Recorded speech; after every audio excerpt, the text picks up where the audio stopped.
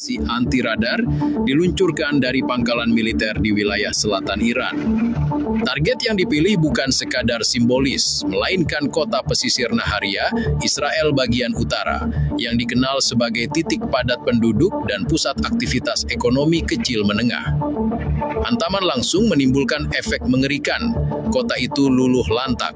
Data awal menyebutkan sedikitnya 12.500 warga Israel tewas, sementara ribuan lainnya luka parah dan puluhan ribu orang lainnya hilang dalam reruntuhan bangunan. Sistem pertahanan udara Israel, Iron Dome, yang selama ini diagung-agungkan sebagai perisai dewa, justru gagal total menghadang rudal tersebut.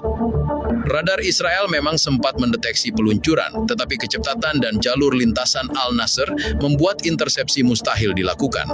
Saat sirine baru sempat berbunyi beberapa kali, rudal itu sudah meledak di jantung kota. Singkatnya, Iron Dome lebih mirip payung bolong ketimbang sistem pertahanan modern. Kondisi Naharia pasca serangan tak bisa lagi disebut kota. Bangunan apartemen, sekolah, rumah sakit kecil, dan pusat komersial rata dengan tanah. Jalanan penuh puing, kabel listrik menjuntai terbakar, dan ledakan juga memicu kebakaran besar di berbagai titik. Saksi mata menyebutkan bahwa kota ini seakan hilang dari peta hanya dalam satu ledakan. Israel suka pamer jadi negara modern, tapi kali ini kotanya jadi panorama reruntuhan gratis. Pemerintah Israel segera mengumumkan status darurat nasional. Rapat kabinet perang digelar di Tel Aviv hanya 2 jam setelah rudal menghantam Naharia. IDF mengerahkan pasukan dan alat berat untuk evakuasi, tetapi skala kerusakan terlalu masif. Korban luka dilarikan ke Haifa dan Tel Aviv, sementara ribuan kantong jenazah menumpuk di pinggir jalan karena fasilitas kesehatan kewalahan. Rumah sakit tidak lagi berfungsi normal. Banyak pasien hanya diberi perawatan seadanya di lorong rumah sakit, bahkan sebagian korban hanya ditutup kain seadanya karena kamar mayat sudah penuh. Reaksi publik Israel penuh kepanikan. Ribuan warga di wilayah utara berbondong-bondong meninggalkan kota, membanjiri jalan raya menuju selatan. Jalur lalu lintas macet parah, sementara bensin di beberapa SPBU habis dalam hitungan jam. Pemerintah Israel mencoba menenangkan warga, tapi rekaman video yang beredar di media sosial menunjukkan sebaliknya. Orang-orang berteriak histeris, ambulans berderet, dan tentara sibuk mengatur evakuasi darurat. Internasional pun langsung geger. Amerika Serikat, Inggris, dan Uni Eropa mengundang keras serangan Iran. Namun, analis geopolitik menilai ini adalah konsekuensi dari ulah Israel sendiri. Selama berminggu-minggu, Israel melakukan patroli militer di Teluk Persia, mengancam kapal tanker minyak Iran, dan bahkan sempat menyiarkan propaganda soal rencana blokade jalur energi. Dengan kata lain, serangan Iran bukanlah serangan tak beralasan, tapi sebuah pesan keras. Israel main provokasi, dan hasilnya mereka sendiri yang menjadi headline obituari massal. Hingga kini, sirene peringatan masih terus berbunyi di beberapa wilayah Israel Utara. Tentara cadangan dipanggil, pangkalan militer disiagakan, dan Netanyahu berjanji akan membalas. Namun fakta di lapangan memperlihatkan luka besar. Satu kota hilang, ribuan nyawa melayang, dan reputasi pertahanan Israel retak parah. Serangan rudal Al-Nasr Iran bukan hanya tragedi kemanusiaan, tapi juga tamparan telak terhadap reputasi militer Israel. Selama bertahun-tahun, Israel menjual narasi bahwa Iron Dome adalah sistem pertahanan udara paling canggih di dunia, mampu menghadang serangan roket bahkan dalam jumlah besar. Namun fakta di Naharia memperlihatkan kebalikannya. Bukan hanya gagal menghadang, sistem ini bahkan tidak sempat memberikan perlawanan berarti. Iron Dome yang katanya payung pelindung, malah jadi kayak jering nyamuk bolong. Berguna kalau lawannya nyamuk, bukan rudal balistik. Menurut laporan resmi militer Israel, rudal Iran dilengkapi teknologi siluman dan sistem manuver terminal yang membuatnya sulit diprediksi. Tapi bagi rakyat Israel yang sudah kehilangan kota, alasan teknis itu terdengar basi. Mereka menilai pemerintah terlalu percaya diri dengan teknologi pertahanan dan lupa bahwa lawannya juga terus berkembang. Kami dibohongi, kata seorang warga yang selamat. Mereka bilang kami aman, Tapi kenyataannya, keluarga saya sekarang tinggal nama di daftar korban. Sementara itu di media sosial banyak warga Israel melampiaskan kemarahan dengan menyindir pemerintahnya sendiri. Tagar #Iron Dome sempat trending, menertawakan kegagalan pertahanan udara yang selama ini jadi kebanggaan. Kalau biasanya Israel sibuk ngerosting negara lain dengan senjata mereka, kali ini warga mereka sendiri yang roasting pemerintahnya karena senjata gagal fungsi. Di sisi lain, Iran dengan cepat mengklaim keberhasilan serangan. Komandan pasukan Dirgantara Garda Revolusi Iran menyatakan bahwa rudal Al-Nasr memang dirancang untuk menembus sistem pertahanan berlapis. Pernyataannya lugas, kami sudah memperingatkan, jika mereka melanggar garis merah, Naharia akan menjadi contoh. Kini dunia melihat buktinya. Kalau dipikir-pikir, Iran kayak guru killer yang ngasih ujian mendadak dan Israel jadi murid malas yang ketahuan nggak belajar. Reaksi dari Washington juga menunjukkan kepanikan. Pentagon langsung menggelar pertemuan darurat dengan pejabat keamanan Israel. Namun analis militer AS pun harus mengakui sesuatu. Rudal Al-Nasr membuktikan bahwa pertahanan Israel tidak sekuat propaganda yang selama ini dijual. Lebih parah lagi, keberhasilan serangan ini bisa jadi dorongan moral bagi kelompok perlawanan lain di kawasan, seperti Hizbullah dan Hamas, untuk semakin berani melakukan serangan. Kebocoran informasi dari internal IDF menambah drama baru. Ternyata beberapa unit pertahanan rudal sempat mengalami masalah teknis sebelum serangan. Ada laporan soal keterlambatan pasokan suku cadang, personel yang kelelahan karena siaga terus-menerus, dan koordinasi yang kacau antara markas besar dengan unit lapangan. Jadi, selain rudal Iran yang canggih, faktor manajemen berantakan ala Israel juga ikut bikin Naharia meledak. Bagi banyak pengamat, kegagalan ini adalah momen historis. Israel selama ini dikenal sebagai negara yang selalu mengandalkan teknologi untuk menutupi kelemahan demografinya. Namun di Naharia, mitos itu runtuh seketika. Dunia kini melihat bahwa pertahanan Israel bukanlah tembok besi yang tak bisa ditembus, melainkan sistem mahal yang bisa dipatahkan dengan satu serangan presisi.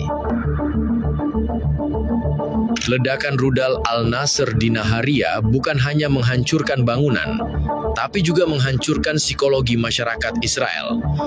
Kota yang sebelumnya dikenal sebagai destinasi wisata dengan pantai Mediterania yang tenang, kini berubah jadi kuburan massal. Jalan-jalan penuh puing, mayat bergelimpangan ditutup kain seadanya, dan tangisan terdengar di mana-mana. Bahkan seorang reporter lokal berkata, sulit membedakan mana rumah sakit, mana kamar mayat, karena isinya sama saja, tumpukan tubuh tak bernyawa. Warga yang selamat panik dan berbondong-bondong melarikan diri ke wilayah selatan. Jalan tol menuju Tel Aviv macet total. Mobil-mobil ditinggalkan di jalan karena bensin habis, sementara orang-orang berjalan kaki dengan membawa anak-anak dan koper seadanya. Suasana lebih mirip film zombie apocalypse dibandingkan evakuasi modern. Ironisnya, Israel suka pamer infrastruktur kelas dunia, tapi pas kena serangan, rakyatnya kabur kayak rombongan penonton konser bubar jalan. Di Haifa dan Tel Aviv, rumah sakit sudah tak mampu menampung korban. Banyak yang terpaksa dirawat di lorong, parkiran, bahkan halaman rumah sakit. Relawan medis bekerja tanpa henti, sementara keluarga korban putus asa mencari orang yang hilang. Adegan memilukan terjadi ketika seorang ibu menggali reruntuhan dengan tangan kosong untuk mencari anaknya. Tentara yang berjaga hanya bisa menahan air mata. Namun di media sosial, warganet luar negeri malah ramai-ramai menulis komentar sinis. Israel suka bikin orang lain jadi pengungsi. Sekarang mereka merasakan sendiri rasanya jadi pengungsi di tanah sendiri. Pemerintah Israel berusaha keras menenangkan publik. Netanyahu tampil di televisi dengan wajah pucat, berjanji akan melakukan pembalasan besar terhadap Iran. Tapi janji itu terdengar hambar bagi rakyat yang baru kehilangan ribuan keluarga. Banyak warga malah mengejek, pembalasan apa? Kota kami sudah hilang, apa bisa dibangun lagi dengan pidato? Netanyahu mungkin bisa jual janji, tapi rakyat butuh rumah, bukan kata-kata basi. Di luar negeri, reaksi publik bercampur antara simpati dan sinisme. Media Barat menyoroti tragedi kemanusiaan terbesar di Israel sejak berdirinya negara itu. Tetapi, di dunia Arab, banyak yang melihatnya sebagai momen keadilan. Meme-meme bermunculan. Foto drone Iron Dome disandingkan dengan payung rusak, atau gambar Naharia dengan caption, renovasi gratis courtesy of Iran. Bagi banyak orang, Israel yang biasanya jadi bully kawasan, kini jadi bahan roasting global. Kepanikan juga meluas ke sektor ekonomi. Bursa saham Israel anjlok, nilai shekel merosot, dan investor asing mulai menarik dana. Sementara itu, harga bahan bakar melonjak akibat kekhawatiran jalur minyak di Teluk Persia semakin panas. Dengan kata lain, satu rudal bukan hanya meratakan kota, tapi juga mengguncang keuangan Israel. Dalam hitungan jam, Naharia bukan lagi sebuah kota. Ia berubah jadi simbol rapuhnya Israel di hadapan lawan yang selama ini diremehkan. Dan bagi rakyat Israel, luka ini bukan sekedar angka di laporan resmi, melainkan trauma yang akan membekas selamanya. Serangan rudal Al-Nasr ke Naharia bukan sekedar tragedi, tapi juga gempa politik terbesar yang menghantam Israel dalam beberapa dekade terakhir.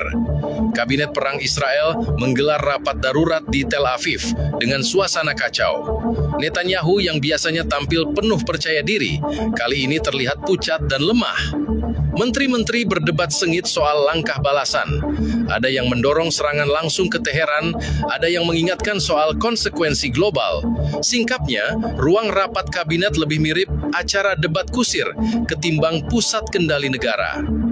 Militer Israel, IDF, dalam posisi serba salah. Mereka ditekan untuk menunjukkan kekuatan, tetapi faktanya mereka baru saja dipermalukan di depan dunia. Jenderal-jenderal senior berusaha menjelaskan bahwa rudal Al-Nasr terlalu canggih. Sementara oposisi di Knesset langsung menuding pemerintah gagal total melindungi rakyat. Kalau biasanya Israel jago ngerosting politik negara lain, kali ini politisi mereka sendiri saling roasting, kayak stand-up komedi gratis. Di jalanan, unjuk rasa spontan muncul. Ratusan warga marah menuntut tanggung jawab pemerintah. Mereka menuntut jawaban mengapa sistem pertahanan yang katanya paling modern tidak berguna ketika benar-benar dibutuhkan.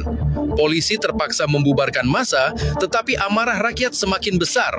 Banyak yang menuduh Netanyahu lebih sibuk berpolitik daripada melindungi rakyat. Bahkan ada poster sindiran, Iron Dome, $3 miliar, hasilnya 0 dom. Sementara itu, dunia internasional ikut tegang. Amerika Serikat langsung mengirim delegasi militer untuk mengevaluasi kehancuran Naharia.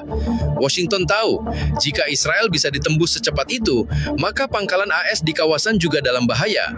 Pentagon bahkan mempertimbangkan untuk menambah sistem pertahanan tambahan di Timur Tengah. Namun suara kritis di Kongres muncul. Berapa banyak lagi uang rakyat AS harus digelontorkan untuk proyek gagal Israel? Di Eropa, negara-negara seperti Jerman dan Perancis menyatakan duka cita mendalam, tetapi diam-diam khawatir konflik ini akan memperparah krisis energi. Rusia dan Tiongkok langsung menuding Israel sebagai pemicu utama karena provokasinya di Teluk Persia. Media Rusia bahkan menulis headline sinis, Israel mencoba bermain api di halaman Iran, sekarang terbakar seluruh ruang tamunya. Iran sendiri merayakan keberhasilan dengan nada dingin. Pemerintahnya menyatakan bahwa serangan ke Naharia hanyalah peringatan keras dan bukan puncak kekuatan mereka. Pernyataan itu menambah tekanan psikologis ke Israel. Jika ini baru peringatan, bagaimana kalau serangan penuh benar-benar dilakukan? Ibaratnya Iran baru kasih trailer film, tapi Israel sudah nangis ketakutan nonton cuplikan. Secara geopolitik, serangan ini mengubah peta kekuatan kawasan. Kelompok perlawanan seperti Hizbullah di Lebanon dan Hamas di Gaza langsung meningkatkan aktivitas. Mereka melihat kelemahan Israel bukan lagi teori, tapi fakta lapangan. Situasi ini membuka peluang serangan lebih luas terhadap Israel dari banyak front sekaligus. Bagi dunia, babak Naharia ini jadi bukti nyata bahwa Israel tidak lagi kebal. Reputasi sebagai negara kecil dengan militer superpower kini retak parah. Dan yang lebih menakutkan bagi Tel Aviv, dunia kini tahu bahwa simbol pertahanan mereka bisa dipatahkan.